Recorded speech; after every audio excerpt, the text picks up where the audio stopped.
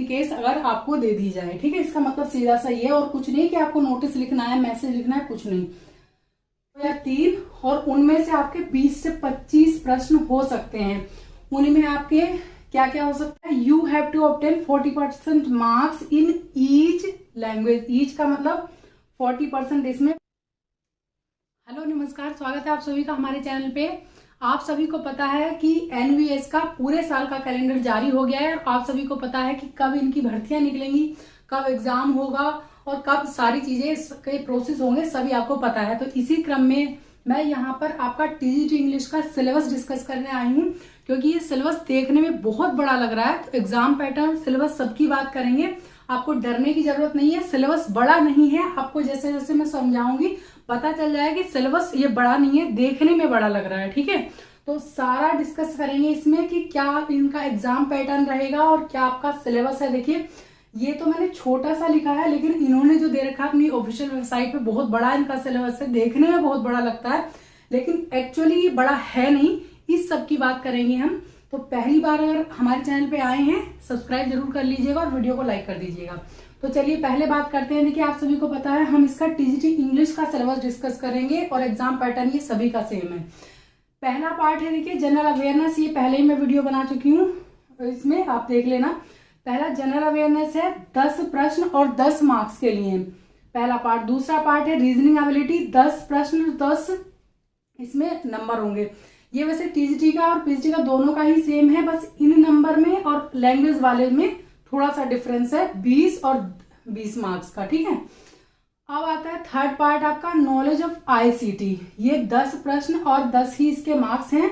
Teaching aptitude, ये मैं जल्दी जल्दी बता रही हूँ क्योंकि मेन हम इसे डिस्कस करेंगे। पार्ट 4 जो है, सॉरी ये थर्ड है आपका नॉलेज ऑफ आईसीटी, कंप्यूटर का है, 10 प्रश्न और 10 ही मार्क्स होंगे। पार्ट 4 है टीचिंग एबिलिटी, 10 प्रश्न 10 मार्क्स। और अब आपका है part 5 domain subject and it's pedagogy. ये है मेन हमारा जो मेन सब्जेक्ट होता है, सब्जेक्ट कंसर्न, जिसमें आपने टीजीटी या पीजीटी अपना सब्जेक्ट लिया है। जैसे कि हम इंग्लिश की बात करेंगे, जिस सब्जेक्ट के आप टीचर बनना चाहते हैं। ठीक है, तो ये 80 मार्क्स का है, इसमें सब्जेक्ट रहेगा और पेडागोजी रहेगी इसी सब्जेक्ट की थोड़ी सी। ओके, फिर आता है, देखिए, पार्ट 6 है लैंग्वेज कॉम्पिटेंसी है। ये इसमें आएंगी 3 भाषाएं, जनरल इंग्लिश और जनरल हिंदी आपकी कंपलसरी है। ये आपको बहुत अच्छे से समझनी है। पिछली बार एनवीएस और ईएमआरएस में बच्चों ने गलती कर दी थी, तो इसमें रह गए थे वो।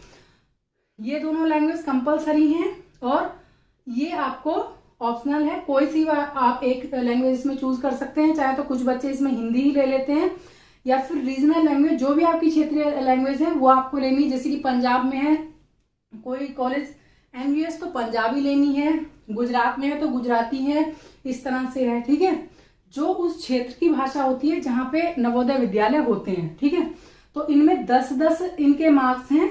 ये क्वालिफाइंग है नेचर में, बट इसमें आपको 40% मार्क्स ईच में लाने जरूरी, मतलब हर उसमें।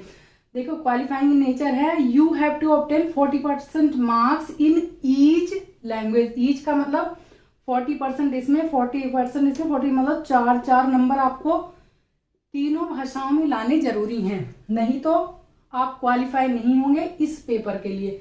जो आपका मतलब इस पार्ट के लिए आप क्वालिफाई नहीं कर पाएंगे। ये पार्ट आपका फिर चेक नहीं किया जाएगा अगर आपने इनमें तीनों में 4 नंबर आपके नहीं आते हैं।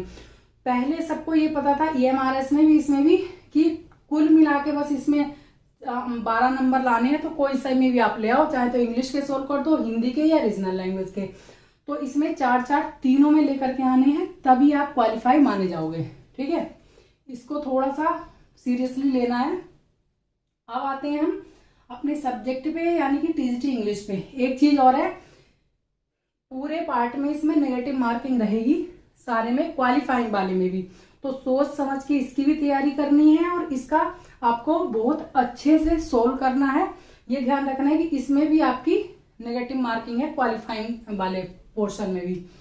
अब देखिए, इसमें किस तरह से दे रखा है इन्होंने इंग्लिश का जो सिलेबस है। पहले पार्ट में दे रखा है पार्ट ए या सेक्शन ए है इनका, ability to comprehend and of unseen passage. ठीक है, मतलब अनसीन पैसेज को आपको समझना है। इसका सीधा सा मतलब ये है, बहुत लंबा उन्होंने दे रखा है लिख के कि ये आएगा, ये आएगा, लेकिन अनसीन पैसेज है, उससे संबंधित आपके प्रश्न आएंगे। कुल मिला के इसका मतलब ये है, बहुत लंबा चौड़ा दे रखा है, तो इसका मतलब ये नहीं कि बहुत बड़ी चीज है, लेकिन हाँ पैसेज आएंगे 2 या 3 और उनमें से आपके 20 से 25 प्रश्न हो सकते हैं। उनमें आपके क्या क्या हो सकता है, कुछ भी पूछ लेंगे वो इंग्लिश में ग्रामर से संबंधित, इसी से जैसे वर्ड्स मीनिंग हो गए, एंटोनियम सिनोनियम हो गए, कुछ भी आपसे पूछ लेंगे या इसका कोई आंसर पूछ लेंगे इसमें से, और कुछ ज्यादा नहीं है, भले ही लंबा चौड़ा लिख रखा है, ठीक है। तो इसमें डरने की जरूरत नहीं है, उन्होंने डिटेल्ड सिलेबस आपको दे दिया है कि बहुत इतना ये चीजें आनी ही है, तो इसका मतलब ये नहीं है कि वो बहुत बड़ा सिलेबस है। सेक्शन बी है राइटिंग एबिलिटी। अब राइटिंग एबिलिटी का मतलब ये नहीं है कि आपको जाकर के वहां पे डिस्क्रिप्टिव क्वेश्चन पेपर लिखना है, बिल्कुल भी नहीं है, सब OMR बेस्ड ही क्वेश्चन आएंगे। और एक चीज आपको पता है कि आपका ऑनलाइन पेपर होगा। इसमें देखिए राइटिंग में है notice, message, post card writing, report on any event या एनी प्रोसेस और एनी प्लेस। इसका मतलब ये है कि जिस तरह से किसी स्कूल कॉलेज से नोटिस वगैरह निकलते हैं, मैसेज निकलते हैं, वो आपको लिखने आने चाहिए इन केस अगर आपको दे दी जाए, ठीक है। इसका मतलब सीधा सा ये, और कुछ नहीं कि आपको नोटिस लिखना है, मैसेज लिखना है, कुछ नहीं। फिर है राइटिंग एन आर्टिकल, डिबेट और स्पीच बेस्ड ऑन विजुअल। कोई स्पीच वगैरह जैसे किस तरह से लिखते हैं, डिबेट के लिए आप किस तरह से तैयार करते हैं कुछ चीजें। टॉपिक इनके क्या रह सकते हैं, इन सबके एनवायरमेंट हो सकता है, education, child development, gender base, drug abuse, letter. आप देखिए इसी में लेटर राइटिंग भी है, फॉर्मल और इनफॉर्मल लेटर्स जो होते हैं वो। तो इसका मतलब ये मत समझिएगा राइटिंग एबिलिटी का कुछ मतलब, पिछली बार टीचर भी थोड़े से समझाने में वो रहे कि बच्चों को लगा कि ये ऑब्जेक्टिव टाइप ना होकर के डिस्क्रिप्टिव क्वेश्चन पेपर है, तो इसमें डरने की जरूरत नहीं, सब ऑब्जेक्टिव टाइप है, इनसे संबंधित प्रश्न आएंगे, ठीक है। अब आता है आपका सेक्शन सी ग्रामर। है तो ये भी ग्रामर का ही पार्ट, लेकिन यहाँ पे रूल्स आ जाते हैं। देखिए पार्ट्स ऑफ स्पीच हैं, सब्जेक्ट वर्ब एग्रीमेंट है, टेंसेज है, वॉइस है, नरेशन है, और एरर डिटेक्शन एंड ETC भी उन्होंने दे रखा है कि जितनी भी चीजें अगर आपको कहीं ग्रामर है, मान लिया TGT PG है, किसी भी सब्जेक्ट में आप इंग्लिश का एग्जाम दे रहे हैं, तो उसमें ग्रामर का मतलब आप सारी ग्रामर समझिए, ये नहीं कि 1-2 पार्ट आएंगे, ठीक है। अब आपको ये समझना कैसे है यही मैं बताऊंगी। अब देखिए लिटरेचर में, देखिए सेक्शन D है लिटरेचर में, विलियम शेक्सपियर है, कहने के लिए विलियम शेक्सपियर है, लेकिन बहुत कम प्रश्न इससे आए हैं। इनमें ये मॉडर्न राइटिंग पे ही ज्यादा ध्यान देते हैं। अब रोमांटिक पीरियड में कौन कौन है, देखिए शैले का नाम दे दिया, PV शैले है, वर्ड्सवर्थ है, आपका कीट्स है, और कॉलरिज है, बर्न है। अब है देखिए 19th to 20th century American and English literature, इसमें भी इन्होंने नाम दे दिए इनका, रॉबर्ट फॉस्ट है, हेमिंग्वे है, एमिली डिकिंस है, विटमैन है, और जॉर्ज बर्नार्ड शॉ है, और इसमें भी ETC लिखा हुआ है बाद में। अब है मॉडर्न इंडियन राइटिंग भी दी है इन्होंने, अनीता, इतना ऐसे ही इनको नहीं हुआ, अनीता देसाई है, मुल्कराज आनंद है, खुशवंत सिंह है, विक्रम सेठ है, RK नारायणन, KN दारूवाला, निश्चय मैस्किल एंड, और इसमें एक चीज और दे दी है, modern English writing from different parts of the world, मतलब वर्ल्ड की जितने भी डिफरेंट पार्ट्स में इंग्लिश की लिटरेचर लिखी गई है वो भी इसमें शामिल है। बट जरूरी नहीं कि बहुत लंबा चौड़ा इसका सिलेबस है, आपको प्रीवियस ईयर क्वेश्चन पेपर उठाना है, उससे देखना है कि किस तरह के प्रश्न आए हैं, किस एरिया से ज्यादा आए हैं। देखिए विलियम शेक्सपियर इन्होंने दे रखा है, लेकिन जैसे UP TGT PGT में विलियम शेक्सपियर से सबसे ज्यादा प्रश्न आते हैं, बहुत ज्यादा, बट इसमें बहुत कम प्रश्न आते हैं विलियम शेक्सपियर से, ठीक है। तो इसको ज्यादा डरने की जरूरत नहीं है। जो मॉडर्न है, मॉडर्न राइटिंग है, उससे ज्यादा प्रश्न पूछे गए, इससे बहुत कम है, ठीक है।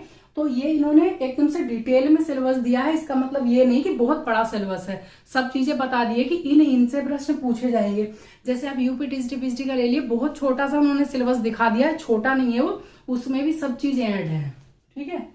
तो बस इतना आपको समझना है और कुछ नहीं है, ये याद रखना है, इस पार्ट को अच्छे से तैयार करना है। ईच लैंग्वेज में आपको 4 मार्क्स लाने हैं, और नेगेटिव मार्किंग पूरे पेपर में है, इंक्लूडिंग योर लैंग्वेज एरिया वाला जो है, इसमें भी 3 घंटे का आपको समय मिलेगा, ये चीज है। तो आप अगर तैयारी करने हैं इंग्लिश TGT PGT की, हमारे चैनल से जुड़े रहिएगा, सब चीज की तैयारी हम करा रहे हैं। और इसका अगर पूरा एग्जाम पैटर्न देखना है आपको, तो वीडियो है ऑलरेडी चैनल पे, इस वीडियो से 2-3 वीडियो पहले, उसको आप देख लीजिएगा, लिंक भी दे दूंगा डिस्क्रिप्शन में। तो वीडियो देखने के लिए थैंक यू सो मच।